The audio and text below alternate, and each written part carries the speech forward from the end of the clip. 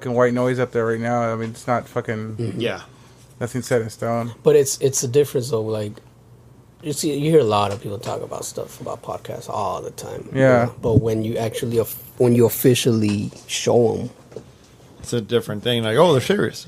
Yeah. Yep. Like, oh shit. Okay. And they're interested. He was interested already. He's like, oh shit. Now that we're all together, like, the one thing we should like what do you want out of it? What do you want out of it? You know, that kind of like shit. I know what I want out of it. I just kind of want to relive the grunt days. Yeah, so do I. Because we talked to a lot of bands back then, and it was never recorded or. But we got a scene going though, you know. That's the whole thing. It's like, what scene are we going to bring up? All of them? Yes. What, we're going to focus on anything specific? Music. The whole thing is okay. This was my idea, like when we started talking about it early on, for like last year, was to unite all genres of music into one music scene. Because if you look at like grunge music, like you can't fucking put like Malfunction does not sound like Pearl Jam. Pearl Jam does not sound like Green River. You know what I'm saying? And Soundgarden does not sound like Alice in Chains.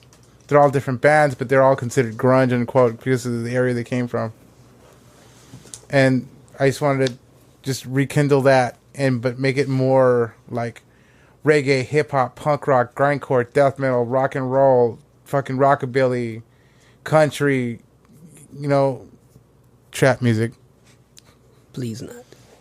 Please. So what do you bring to this podcast? I don't know. I hope I bring insight and a little bit of knowledge on the music I grew up listening to and the music I'm into. What are you bringing on it? I'm bringing a little bit of everything. I listen to everything, believe it or not. Like, I mean, you hear that all the time, you know. But I like to bring a little bit of just music. Like, I'm open to grunt. I'm open to that. Like, I'll be like when you guys start talking about that kind of scene, I wasn't into it, but I could relate to it. Yeah. And because the hip hop is the same type of mentality. Yeah. Yeah, hip hop. We have the same mentality. Yeah, it's the same subculture as like punk rock. So like, if you guys start talking about a certain movement, I was there. Yeah. You know what I mean? I was, as far as like the mentality behind it. Because if you guys start talking about like so and so, so and so, and so and so, I could think about like, oh shit, that has to do with so and so. This, you know, I could think about other bands, and I could think about what they brought into it, and I'm just like in the music. Yeah, you know, it's kind of hard to explain, man. It's like, I'm not really good with words, but it's all about the music. Yeah, yeah, the insight. Like it's like when you guys talking about like tours, and I've been on tour. I've been with people that've been in tour, and I just hear stories about different genres of music. Yeah. Yeah, I mean, it's kind of, like I said, it's I can't really explain it. It's cool because I mean now we got a triangle going. You know what I'm saying? Because I know history of certain groups, you know, like other than just that. Yeah, you know, because music is music to me. Yeah, you know, music is music. I mean, music. Every group I've known of the type of music they do, whatever, they all have a similarity. Yeah, they always talk about, I did this, I did that, I did this, I did that. And it's like you put that same story in, say, hip-hop, or you put that same story into country. They all have the same denominator, man. They always talk about the same shit. It's always that, you know, that passion for it. And I mean, you can say like, yeah, you know, I remember I fucking stage dive, I fucking broke my foot. And I remember the same shit in hip-hop. Like, I hear people say that shit. I had a homie that actually stage dove, you know, he dove and people moved out of the way and fucking fell. Boom, you know? That was me at Cannibal Corpse. And, dude, it's say the one comment thing everybody has is... Yeah. It's I just love music, man. So I can ask questions to any artist about music. And you can make strippers cry. Yeah, like, I, if somebody sits down with me that, you know, was hardcore into what they were into, like grunge and grunt and all that, I could ask them questions that'd probably throw them off guard. Yeah. You know, like, I could say, like, so what's up, man? Like, were your parents interested in what you're doing? I don't know what he did. Yeah. But what were your parents thinking about that? You know, what, like, those questions I was talking about, like, Are the questions of the 2000s... When Keen asked me once, He asked me, do you ever seen a girl that looked like a guy you knew? No. I love that question. He's fucking randomly like we're like working and he just goes, "Hey, have you ever seen a girl that looked like a guy you knew?" Yeah. But see, it's no matter what person comes in front of me with like any music related, I have a question for it. And there's always I'm gonna dig deep into their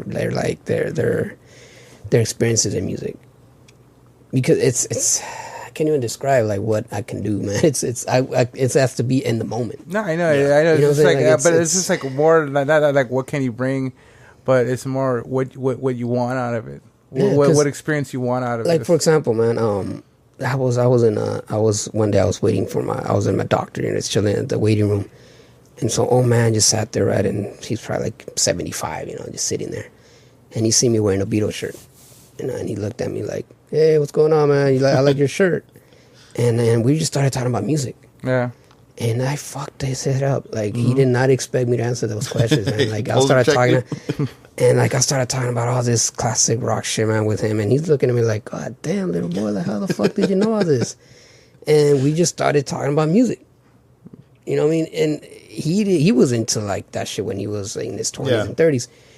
And he started talking about his kids, how he started like, "Oh yeah, my kids were into rock, into hardcore metal and all this shit." And I started talking about that shit with him too.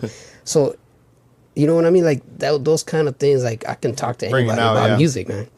I could bring the music out of them. Mm-hmm. That's what I'm here for. Like I could discuss music because, all these musicians, they make music. They're in the studio. They fucking, that's all they do is music. And they go to the 9 to 5, then they come home and they fucking play music, and then they try to get in a band and they go out and start doing bullshit. But it's like, all right, so let's talk about music, man. Like like what are you into? You're into this and this and that. So what about so and so? Yeah. And it has to be in the moment where it just pops in my head. Like I'll ask them something stupid or just something that just fucks their head up. Like, damn, dude, like, you know what I mean? I totally get it. I totally get it. So what about you? I bring the opposing ear because I don't get into music that easily, and not until I've been in it or actually knew the band or I actually heard about them. Like you remember, I hated Korn. Yeah. For a very fucking long time, and then I saw their documentary, and I was like, "Oh shit, these guys are legit." They came from fucking Bakersfield, kind of same beginnings we had, and I don't want to say related to them a lot, but I kind of saw where they came from, and then their music started making sense to me. Yeah. So that's my I'll call it a negative ear because I really didn't like a lot of fucking bands, and I'm kind of like starting to kind of accept them. And you are investing in a music podcast. Yep. Exactly. That's what I like. That you might not be a musician, and you I don't. Did you play music? I started to, but then I also saw that I'm not going to go anywhere with it. Yeah. So I kind of like, you know what? Still had a passion for it. Yeah, I love the music. I mean, I got cousins who were in bands, in Mexican bands, and I grew up going with them to different places, seeing their struggles, how much money they made, their problems, and like you said, no matter the type of music you're in, they all have the same problems. Yeah. So like I would go to they got a bus and we went to Tehachapi and they played a gig there. Mm-hmm. They did all this drive up, all this stuff, and at the end of the day, they only made $20 but they were mad about it. Me as a wannabe businessman, I'd be like $20. Fuck that! That's too much effort for no return. And is that after the gas money? And all the after everything, they got this one show. They got paid, I think, it was $650. And back then, that was great money for a 5-piece band. Mm. Every band gets, $50. If it was a local gig, each one of them would have made $100. Yeah, easily. But they had to get the van, or the bus, and I just saw the business side of it. I'm like, that's fucked up. But when you look beyond that, it's all about the money. They gained new fans. Yeah, they they put their band out there 100 miles away. Not a lot of bands do that. Nope. And it was the music for them. They're just having fun. Yeah. And I saw that with them, and so let's say fast forward a few years, say Green Day came out. I didn't like Green Day off the bat, and then once I started like comparing them to the struggles my friends were going up with their bands, I started like digging them a little bit more. And that's what I talk about, the backstories. Yeah, like when you start talking about their stories, man, that's what gets people. Yeah, and then when I got into recording, a lot of these bands, like I'm not gonna name anybody, but a lot of these bands, I did not like them, But I started recording and I started listening. I started kind of getting their process. Yeah. How they're doing things, how they're creating these things. Do they want to sound like somebody else? I have no respect for people who want to sound like somebody else and completely take their music. Do your own fucking thing. That was my whole thing. So I started recording these bands and started figuring out what they're all about, actually. And I felt, I dig them. I kind of see a little bit more now. See, the one thing I learned is that you can make a lot of money sound like somebody else, but if you want to continue making money, you got to sound like yourself. Yeah, exactly. See, and there's a lot of bands. Finding things out throughout the years was you'll have a band with raw natural talent with their actual music, and they'll put it out there, and then they get picked up by a record label. That record label now teaches them how to play their instrument. And they mold them. Yeah, they mold them, and then when they come out with their second album, it's not them. Yeah, it sucks. And I was involved in the music industry for a while. I mean, I was in back in the 90s. I actually toured. I was in the group. Mm-hmm. So I see I could relate to a lot of the bands. Yeah. I went to Idaho. Yep. I went all the way to Idaho, man. We got in a fucking van, traveled all the way to. We didn't even get paid. No shit. We fucking went, did like nice fucking show. Yeah. Came back. After that was it. Like we weren't. It's like that NWA story. After they came back from the fucking big ass tour, then they broke up. That's what we were. That's it, yeah. We came back and we're already sick of each other. We're like, damn. Yeah. I mean, I talked to my manager. Our contract was over. Mm-hmm. The label we were with had big issues, and we ended up breaking up. Yeah. But it was a lovely experience. Yep. And you're never gonna get it back. Yeah, it taught me a lot. Yep. And I got more into like the business side of it. Mm-hmm. Not just the music, but I started realizing the publishing, the percentage of how much bands made, the royalties involved, and all that stuff. So I read more into it. I got more into that part, and then I started realizing that what, I can do this for a living, but I don't know if I want to do it full time. Yeah, it's a drive there that you lose. Yeah. And you start finding out business sides of it, and it draws you away. It also like working with like say like you're in a 4-piece and you work with 3 other individuals. And you have this hardcore passion for this project, and then you realize that they don't share the same vision. No, they don't. Yeah, they don't share the same creativity, and there's always someone that lacks the drive. Yeah. It all that comes into play. And you know what? I just finished reading Duff McKagan. He's the bass player of Guns N' Roses. He has a book called "It's So Easy and Other Lies," and it totally like maps it all out, like from his nothing beginnings. Like he was 20 years old, and he lived in Seattle, and all the fucking great artists and bands that were out there. Cause I don't know, some of the Water Seattle, they always had Jimi Hendrix. Fucking everybody came out of Seattle, and he saw all his friends getting strung out in heroin. He says, "You know what? I gotta leave. I gotta move to LA and start my shit." And then he got all into the fucking to Guns N' Roses and everything, and then he was like drunk the whole time he was in Guns N' Roses, all strung out. And then when he got sober, he started looking at his finances. And he looked at his finances, and nothing made sense to him, so he started taking business classes. And so now he has a business that consults rock stars, quote unquote, and musicians, artists, and stuff like that, how to invest your money. What do their contracts look like? So he has a business consulting firm. Shit, I should have done that back then. Yeah, I can still do it now. I know because I bought a book back then. This was in 95, 96 probably, and it was about the music business. Yeah, and when I was in the making music and actually going to the studios, I mean, we were in Sony studios for a while, doing shit. We were with Paramount Studios where they did a lot of shit there. So I started looking at like all this shit, like, wait a minute, man, these people are living doing this shit. Yep. How the fuck do people do it? Yep. So I started looking into publishing, and I was like, wait a minute. So we make this song, how much we make out of it? Yep. And everybody's like, oh, you're fucking, how you think about money and money and money. You I'm have to. I'm like, wait a minute, man, this is if I'm gonna make this shit my career, I don't want to get fucked. I want to know how much money I'm gonna make out of this shit. Yep. And so, we started talking to lawyers. I started talking to lawyers. I started talking to actual publishing companies, and I got more into that part. Yeah. And I always wanted to start a label. Yep. That was my thing. I wanted to actually make, form a group, whatever, then start a label little by little, because I started seeing how it could be a career move. Does that make you look thinner? So you look OG. So, that's the way I got into it, and I got more into, the business side of it. because I figured if this is going to be my career, if this is what I fucking dropped out of college, man, for this shit. I dropped out of college. I quit my job. Yeah. And one of my jobs that I had, actually, my boss let me go on this freaking tour for a while. Like, so I was like, holy shit, I can do this. But how the fuck am I going to survive all of this shit? Yeah. And you don't make anything, honestly. And back in the 90s, you actually can make some money. And then you got to think about it, too. Back in the 90s, were you living at home? Yeah. So you didn't have that rent, you didn't have that house payment, you didn't have that car payment. I had them, but not a lot like now. Yeah, now you're talking about thousands of dollars. Yeah, back then, I would if I would have been on my own, I really would have. You go on the road, those bills are still there. Exactly. So you got to pay for that shit, and then whatever your road costs are, even if you're just a participant and somebody else is paying for, it's still costing you something. Like I know a lot of bands who. They would do it for the passion. You know, they go up there and they wouldn't make any money. They're living like end to end, like oh shit, we gotta go donate blood so we could fucking get gas money. I know a few bands like that, dude. And it's crazy, but they do it for the passion and for not a turnaround. But what I saw was when we and Chris started Gruntcore, Chris did his thing. We had to hire security. We had to do everything. We had to promote the shit out of it.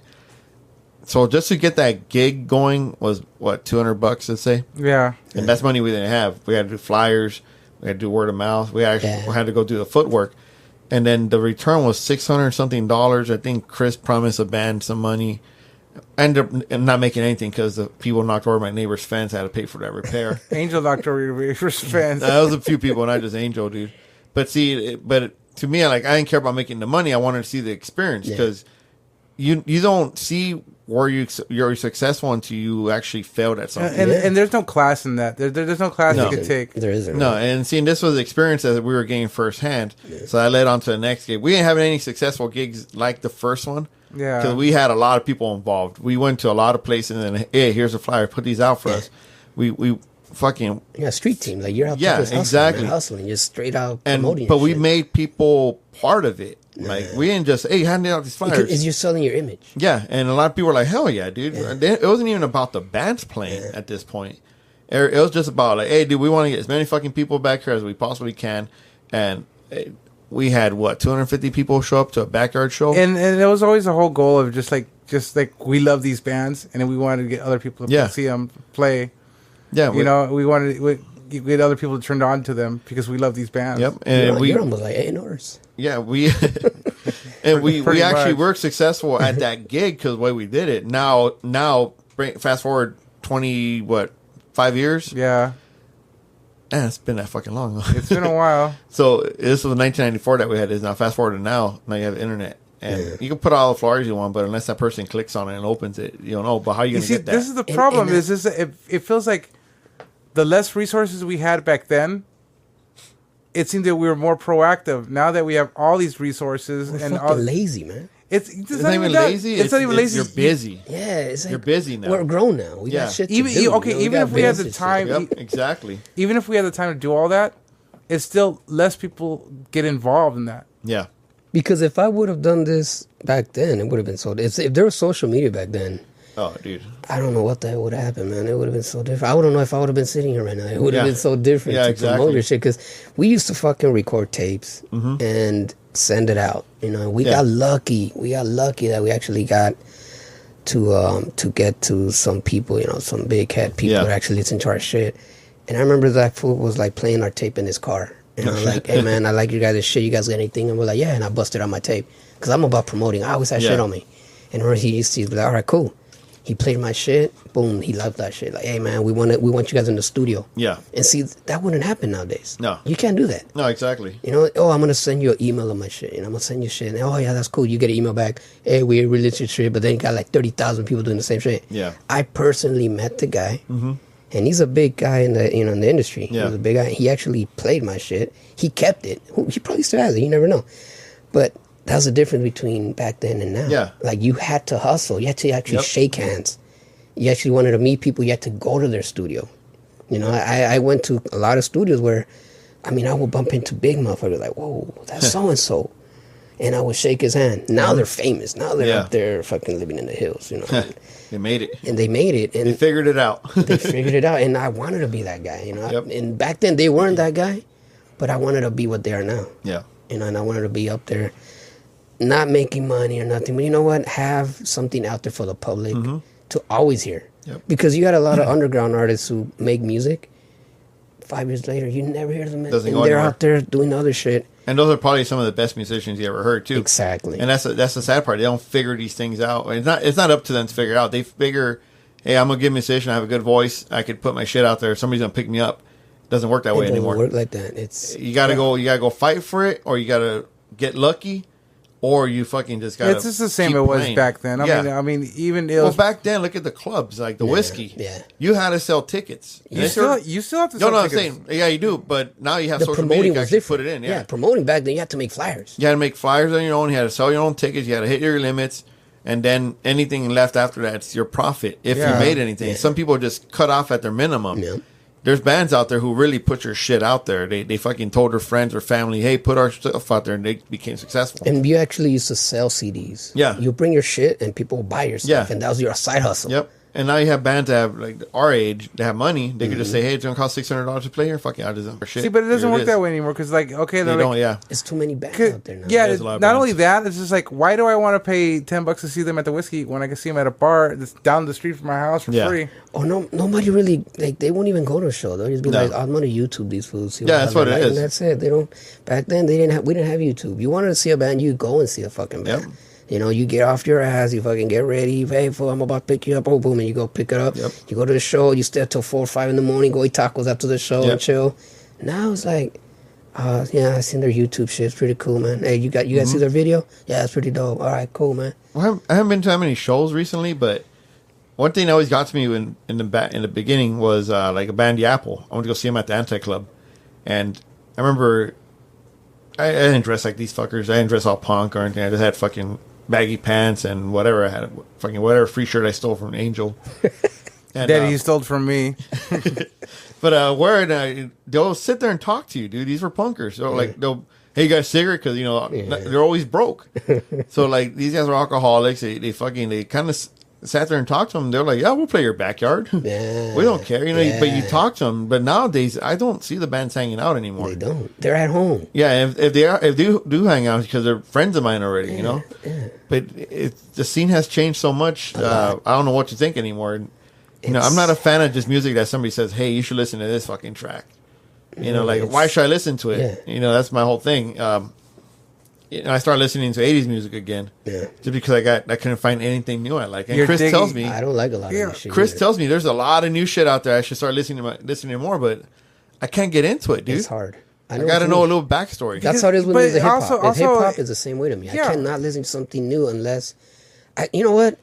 I want to listen to an album. Yeah. If a guy says, "Oh, you gotta listen to this guy's shit," okay, I hear one song. Yeah. Okay, what else? Yep.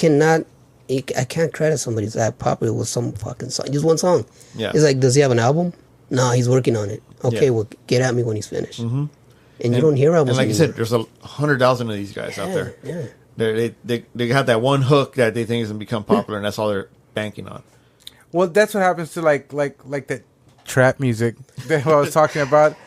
What made Lil Yachty famous was that he had all these likes on SoundCloud, and that's what made him famous. See, and and then he got signed because of his sheer strength of the social media response. Well, what gets me is like some of the like hip hop out there now, straight fucking garbage. Garbage. Dude. It all sounds alike. Garbage. It doesn't make any fucking sense to me, dude. It doesn't even rhyme anymore. It doesn't, dude. it's- Fucking like some of it's just noises. I actually want. It's sad. It's sad, but you know what? It's not just hip hop. It's every genre right now. It's like that. Have you noticed? Yeah. I don't want any names or any stations, but they all have the same format. It's That's like all a it is. template. Yep. And I'm like, how the fuck are they even out? And then I even got deep into it. I'm like, whose fault is it? I want to say it's the what do you call it? Stations. Because they're putting garbage out there, so you're expecting garbage. Because if you think about it, back then, a lot of people used to hate on stations, right? Because they played dumb shit, Yeah. And it's still happening, Yep. but it's getting worse. It's Yeah. getting flooded with a bunch of bullshit. Yeah. And it's like, then you really got to think, who are we are we to blame? Or are the executives? Or is it more like the record companies that are paying these this money to these stations. They're pushing out their product, so they're doing what any business would do. So it's all money. It's all money. Money has ruined it, but then again, it's also where these people in their lives, if they're adults paying their bills, or because Slayer, let's say, if it wasn't for their bills, I don't think they'll be playing anymore. It wasn't. Well, Ozzy Osbourne's a good example of that. I mean, just Artie Lang, when he did that comedy bit about him saying that, I saw his show on TV, and he's saying that his wife and his family won't stop fucking shopping, so it's forcing him to tour to supplement the money that's not coming in. But this is a lifestyle he kind of afforded for them. Yeah. And let them to that, so that's what they're used to. So at one point, you say, hey, you're off on your own, fuckers. Yeah. Get divorced and then go die or do whatever fuck old people do, Yeah. Like this kid, I like to call kid because like you guys were saying earlier that, the 20-year-olds, to me, they're still kids. Like they asked me, like, have you heard of so-and-so? Like, I'm like, I don't even know who the fuck that is. Yeah. Oh, he's dope, man. You should listen to him, man. He's going to be some classic shit. And I stopped him right there. I'm like, look, man, I can't consider him classic unless 10 years down the line you're still singing this shit. Yeah. You're still playing this shit 10 years. I go, so whoever the fuck he is, talk to me in 5 years. And I'll probably tell you, hey, man, let's talk about him. Yeah, exactly. But you probably won't hear about him anymore. Trust me. You got that one. I'm pretty sure you guys are hearing that shit in the radio every fucking day. But that doesn't make you classic. Yeah, like they asked me that one time. They asked me like, so what do you make your music for? I tell them, you know what, man, I make my music for people to cook too. Yeah. For people to fucking ride down the street to fucking listen to it in their fucking in their rides. I'm not here to be, I want to be known forever. I want to be, it's like if I fucking die tomorrow, I could be riding down the street tomorrow and die. Yep. I don't know where the fuck my music's gonna go. Yep. I'm not really making it to live forever, but you never know. Nobody ever expects to be a star. Yep. A lot of artists that we know about that are stars, they never expected it, man. Nope.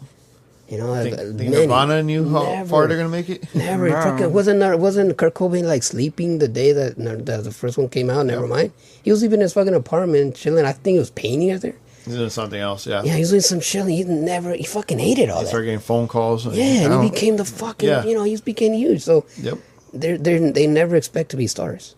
So that's why that's second in mind. That's the second thing in their mind. They asked me like, "Oh, you want your shit to be?" I'm like, "Dude, I don't care. Yeah, I really don't care if you don't like my shit. I'm never here not to fucking impress anybody. That's my art. When I paint, I don't fucking paint for anybody. Exactly. Man. Like, I throw it out there for people to see because I always look at art like I don't want to see my shit every fucking day, man. I want my shit out there. Like, I don't want to be sitting in my room like, oh, look at what I painted. Oh, that's just fucking nah. If I get a chance, I give you my painting. I gave Chris, how many paintings? 3. I gave him my paintings. Like, I really didn't care, like, having them. That's how I was with my artwork. Well, actually, you gave me 2. You gave me one called Wrong Direction, and the other one was called Cupid's Worst Nightmare.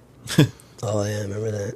Yeah. See, so that's what I look like when I look at art and music, same shit. So I'm just making it in my fucking room. I wish I could be on tour, fucking playing it. I'll be tight, but I don't have that kind of money. Like I see artists whose artwork is great.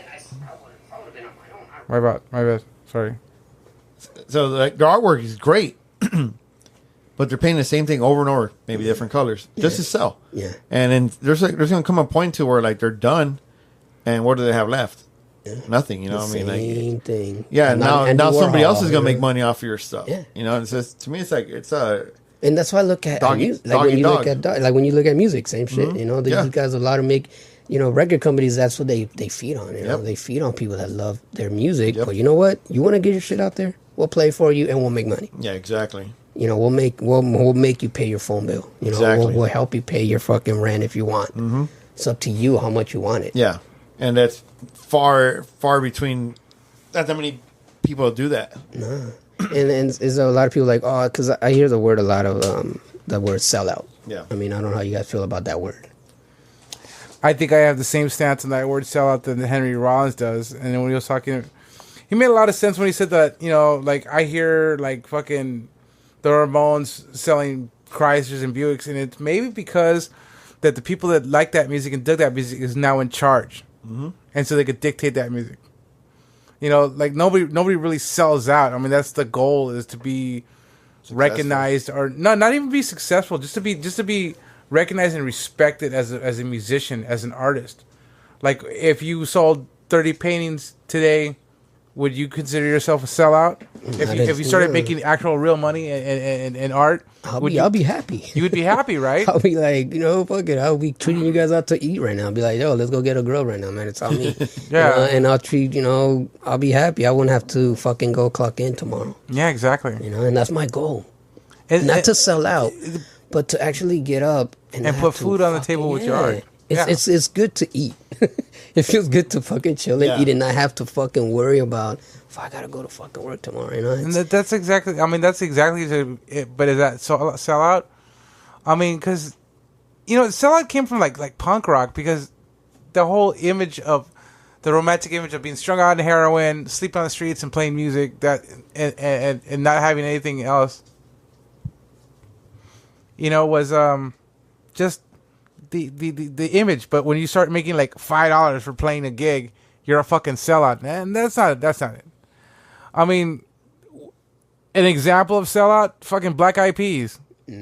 That's a perfect example of selling out. Catering to other people, catering to the record industry, catering to the listening habits of the radio. No. I mean, that would be sell out. I mean, you listen to like the first 2 albums of Black Eyed Peas are fucking amazing. They're amazing. The first one, a classic. I love it. Yeah, and then when they put Fergie in the mix or whatever the fuck her name is, I mean, it's just really commercial, really overproduced. Yeah, when you start playing other kind of music than what you're really used to making. Yeah, just to make that's my definition of sellout. Is somebody who changes their image based on what other people think. Yeah, and in order, and then you just lose all the art. Yeah. Mm-hmm. So that's why, like, for me, like, the word sellout, that's what it means to me.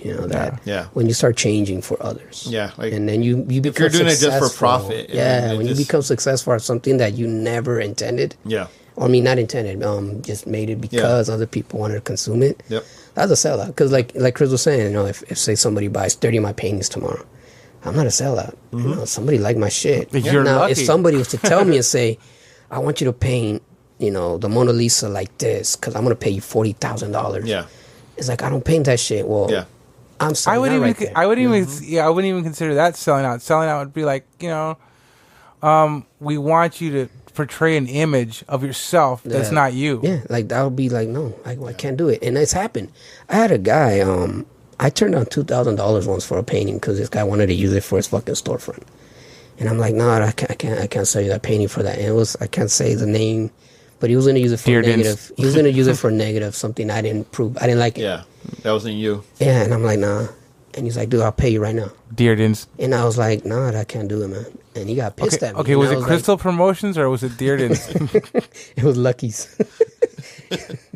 No, but see, that's the same thing. I had the same thing. Like, somebody wanted to buy one of my drawings or wanted me to draw something for them.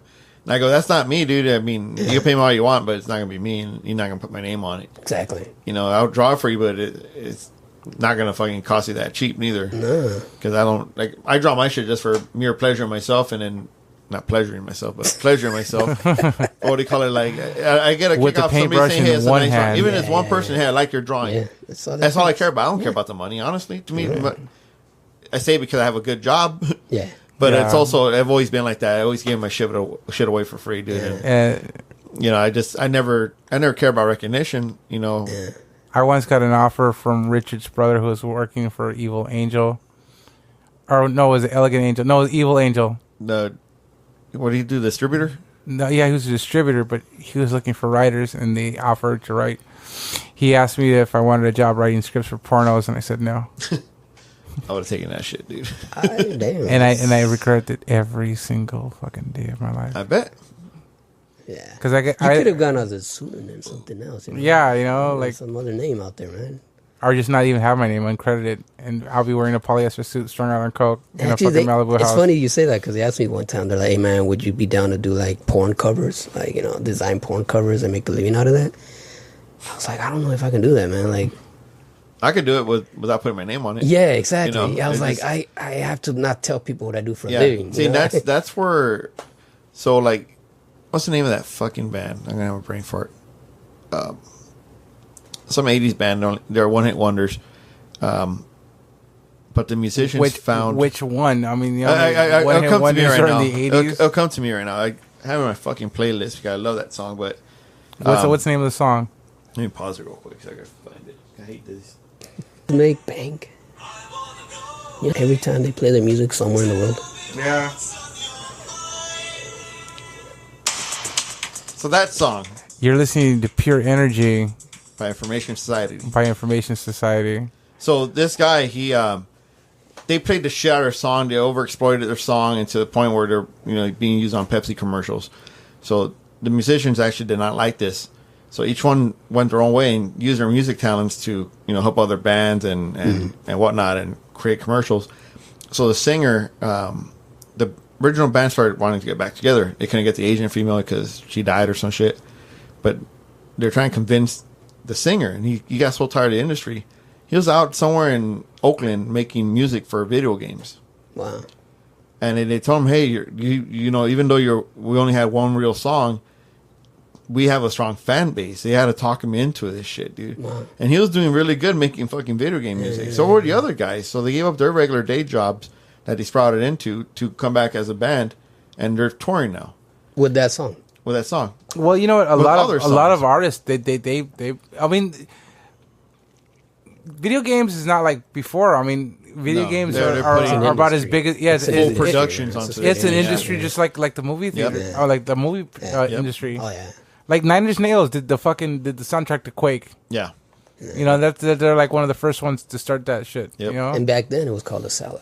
Yeah. You know, back then you did that shit like, oh, you're selling out. But Now it's like it's a living now. Yeah, but see, now the Information Society, do you think they sold out to make money, or what do you think? I don't know. I mean, like, I don't know their backstory. I don't know how they got Pepsi to do it. You know, like sometimes it's up to the actual record company. They used to blast them on Power 106 when I was growing up. Yeah. 'Cause I remember that fucking song. Yeah. I remember Power 106 was a shit. Yeah, they had good shit back then. Now it's all garbage, man. All the house music. I was into house, man. the Power Tools. Yeah. Hell yeah. Remember Power Tools? Flashback Fridays and all that shit, dude. Richard Humpty Vision and all that shit. Even like K-Rock back in the day used to play 80s fucking, Flashback Lunch and all that shit, dude. But Now it's all 90s. But yeah, I mean, it's like Even KRS 101, they don't play those 50s, 60s music. Nah. It's all 80s and it's all shit, 80s dude. and 70s. I heard More Bounce to the Ounce the other day. I'm like, what the fuck are they playing on KRS? No, I heard the Tom Tom Club at KRS. Yeah. That's when you know you're old. Yeah, exactly. You're like, oh shit. And my buddy's like, he's 58 years old, right? And he's like, we're listening to KRS at work, and he's like, that's not all these. They played that when I was young. I'm like, dude, that song is 43 years old, dude. Yeah. And then I just fucked his world up. You know, it's a fucking 43-year-old song. Dude, it makes me feel old as fuck when I think about these fucking songs, dude. I think that's what music is. It dates you, man. Yep. Like it brings back the nostalgia. That's the one thing that that's the one thing I swore to Angel that I would never do is have music date me. I don't want to be that old guy listening to Led Zeppelin still. You know what? At this point, well, I don't call myself old. I just say I'm grown. I'm immaturely immature. Yeah, I'm grown now. Like I don't give a fuck. Dude, you're old. I'm like, no, I'm not, man. Like I'm grown because I got more wisdom than you right now. Like, and when it's funny, man. You know, you're 4 years older than Rick. That's all I'm saying. And when you're a fucking whole World Cup older than Rick. No, and like it's funny because I look at like say records, right? They're back, whatever, you know. Oh, vinyl's back, whatever. It's like a renaissance. Yeah, but it's like I never stopped. Vinyl never left, right? No. Yeah. And they're like, oh, do you probably that old cool? I used to have a bunch of records. I'm like, no, I am. I'm now. You know, I still buy records. Why you buy records? It's like it's music. And it sounds better. Music. It sounds better. Yeah, and it's music. I look at it like I still buy CDs. If I see a good CD, I'll fucking buy it. All the advancements in technology with like Spotify, and all their like fucking crystal clear sound and shit like that. You can put that on the stereo, and it sounds really great. Yeah. Don't get me wrong, it sounds great. But if you have the vinyl next to it, that's gonna sound way more better. You can't beat that sound. But it came down to just like purchasing music. Yeah. I still purchase music, and I'll buy a whole fucking record, a whole album. That's what I was saying earlier about that whole album thing. Like, I appreciate music. That's all it is. Like, it's with this. I was telling you about the podcast. Like, I appreciate music. I could go if you guys were into country, and you want to come into a fucking podcast about country, I'll think about it. We're talking shit about Hank Williams today. You know, I'll think about it and be like, hey, you know what? It's about music. Yeah. So it's all about music, man. So Hey, that could be an hour for a podcast called The Hick and the Spick. It's probably why I don't understand country, because I don't know anything about it, dude. You know, You man, see, I like old school country, like Hank Williams, Johnny Cash, and stuff like that. But that's like more like that rebel country. I have a Kenny Rogers album. You know, You have an everything album. Like he has an album for it. Like he has Buck's greatest hits and vinyl, double disc. Shit, I got the Partridge Family. Mary asking you. Yeah. Yeah. So what are we talking about? And no, you're just talking about vinyl.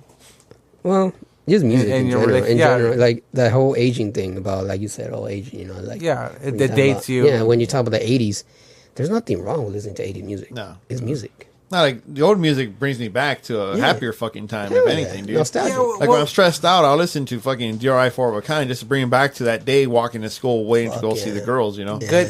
Good music. Just it doesn't date you. timeless. It's Yeah. timeless. It's And timeless. I have music that doesn't bring me back to the past, but it actually just fucking brings me joy thinking about it, you know, for who knows, you know, for what reason, but I don't know. Like 'Cause- me personally, I'm trying to figure out a way to find new music that I like. And it's kind of, I bet you it's hard. It's not that easy. Yeah, it's not, dude. It's, Yeah, especially with trying a to figure it stubborn out. ass ear. I mean, he has a really stubborn ass there. I do. Like he won't. I am too. I'm the same way, man. Trust me. He won't fuck. I was. You see, okay, for the exception, I saw this fucking piece of shit movie. It was called Kidnapped. It was with I want to say Jada Pinkett Smith, but no, she played in Monsters Ball. Halle Berry. Halle Berry. Yeah. It was the worst fucking movie I ever seen. And She makes bad movies, man. you know what? She has a fucking Academy Award for Monsters Ball. But that's it. She's like, that's like the one hit wonder. Yeah, but still, like Cuba Gooding Jr. She showed her tits, right? Yeah. Dude, That's she the one- that's the fucked scene. Billy Bob Thornton doggy style. on That's right. That's that was right. the Yep. scene. That was like the fucking That was her crossing fucking of the hang tag legs. titty dig. Fucking- Nah, dude, that was like a hard. remember it. That That's was like the Sharon Stone crossing the legs Yeah. moment for Yep. her. Yeah. Want to see those and, titties, dude. And was that the reason why, like she fucking won the Academy Award? I don't know, I think it was. but it was a piece of shit movie. But my point is that I will see a fucking movie as bad as it is all the way the fuck through. But that movie, 20 minutes into it, like no, the first 10 minutes I'm already talking shit, and then I tell my girl, turn that shit off. And 20 minutes, like I've never done that before. Mm-hmm. But I'm the same way with music. Like I'll listen to it bad just in case I find something good about it. See, I can't. Like if the intro doesn't get me, nothing else is. See, that's nothing the else will. thing, because like with that kind of objection, you miss a lot of magic. I also listen to the content too. You know what they Yeah, talk about. yeah. Most of the time, if they You know talk the bullshit, substance. You know, Yeah, subject matter matters a lot to me. Matters. Well, it's like to me, it's if it's a brand new band, their first 10 seconds of their first song I ever hear better fucking draw me in. you Dude. see, but okay, you represent 98% of the listeners out there. Yeah, today. but what's gonna change that to bring in more listeners? yeah, but We're not gonna. They They're could- not. yeah. They're not gonna dedicate a whole track to explain who they are. there's a me. band that I will never fucking admit to. They have a song out there that I think is one of the greatest fucking songs in the world. And I will never admit what band that is. But it was going through their fucking listening through their CD. I found it. And I'm like, wow, that's a great song. Same thing with Slipknot. Slipknot has one of the fucking, that song, Before I Forget, has one of the greatest fucking metal hooks of any fucking metal song I've ever fucking heard. And it's fucking Slipknot. I hate Slipknot. You know I'm not supposed to say I hate anything in this podcast, but I fucking hate, like, fuck Slipknot, you know. That's the exception. Yeah, that would be the exception to the rule. Slipknot is the exception. Slipknot and Creed is the exception of the rule. Dude, who But- fucking likes Creed? Right? But nobody likes Creed, okay? They're like Mondays. Nobody likes Mondays either. But, I got a case of the Mondays. yeah. Well, let's go to all right. So Slipknot. Yeah. I didn't like them, right? But I also never gave them a chance. Yeah. I like them because of the fan base. And that's the other problem I have is the fan base kills it for me a See, lot. that's dude. that's the issue. That's The image. Yeah, the issue to me, that it's you just need like- because I hate. Okay, I loved Marilyn Manson when they came out. I thought fucking "Smells Like Children" was a fucking groundbreaking album. And Antichrist Superstar was another groundbreaking album. And I hated every fucking buddy that listened to Slipknot. I mean, listened to Marilyn Manson. Marilyn Manson at the time. Yep. So That was kind of like my problem is like System of a Down. Yeah. Like I hate him because of just the people who like them. I'm like, dude, they killed it for me. They fucking play the same song over and fucking over. But then I listened to the first time I actually bought the CD for whatever reason. I don't know what made me buy it, but I bought it. And that first fucking song, the first fucking 10 seconds of that song drew me in, dude. And I'm not gonna go out and say I fucking listen to that song every day, but that fucking drew me in. Yeah. And then I started listening to political stances. Like I don't care about the political stances. Yeah. The music's fucking great, dude. Yeah. There's something happened to me like that. I hated. I'm not gonna mention the name of the group. It's not worth it. But I hated them. Like I didn't even give a fuck about them. And one time, this girl I was dating was like, "You want to go see them?" I'm like, "Nah, fuck no." So she had the CD with her, right? And she went to she was like, "Well, I'm gonna invite my friend over then. I'll go with her." I'm like, "Go fucking go." She won some concert tickets to go see him. Yeah. She went to go see him. I remember that night, I said, "You know what? Let me listen to this shit." I actually liked him. Huh. So yeah, like I fucked up, you know, by turning that concert down just based on what you're saying. It's like the people involved in it. I was like, fuck those people. Yeah. Like, man, I fucked up. I wish I would have went to that concert. Yeah. After hearing that CD that night, when she was at the concert, I was listening to the CD. Yeah. And I was like, I regretted it. Yeah. And I'm probably never going to see that group again. That's a total full-on musical prejudice. Yeah, and I admit it. See, that's back when I was different. I wasn't like what I am now. You know, back then I was like, I kind of still am. But back then I took it to that extreme where I just said, fuck it. I don't want to listen to it. I don't give a shit about this group. Like, fuck them. I never was like that, though. I never was like that. I gave everything fucking their trial in court. And I'm not one to judge, like, okay, this music's good and this music's bad and this music needs to go to fucking music jail. I'm not like that. You're talking to the guy who had the Aqua CD, Dick. Yeah. Barbie Girl song. Yeah, I know, but still, I think you're, I mean, legit, I think you're being more ironic than you were like, hey, I fucking love, come on. No, Barbie, I literally liked it because it was just fucking that much different, Dick. Serious. To me, it was like that fucking much different from everything else at the time. I'm like, that's fucking catchy. What's the band we just saw? The Crosses or what the fuck? Prayers. Have you heard them? No. They're a gothic cholo band. That sounds interesting. I would fucking listen to them. Yeah. So we saw them. We went to go see A Perfect Circle, and they opened up for them. And everybody's laughing, dude. Because this guy's it's.